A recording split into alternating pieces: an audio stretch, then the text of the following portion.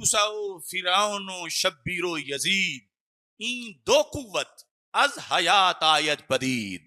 یعنی ہر نیک اور حق قوت کا ایک نام پڑا جو ہر زمانے میں بدی کے مقابلے میں اٹھی. وہ ایک برحق قوت کا نام حضرت موسیٰ علیہ السلام ہے جو فرعون کے مقابلے میں نکلے.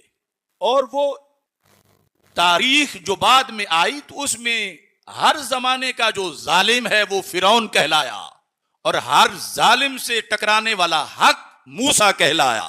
تو کہا یہ ہے کربلا کا اثر تاریخ اسلام پر کہ اب قیامت تک ہر ظالم یزید کہلائے گا اور ہر ظالم سے ٹکرانے والا حسین کہلائے گا.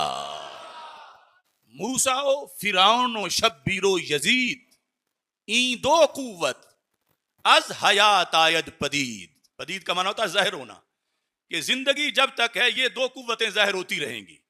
تو ایک حسین نہیں، جب بھی حق سر چڑھ کے بولے گا تو اندر حسینیت ہوگی. یہ کردار ہے امام حسین رضی اللہ تعالیٰ عنہ کا. وہ ہائے اور ماتم والا نہیں، یہ کردار ہے کہ جب بھی باطل سے حق ٹکرائے گا تو اس کا حوالہ حسینیت قرار پائے گی.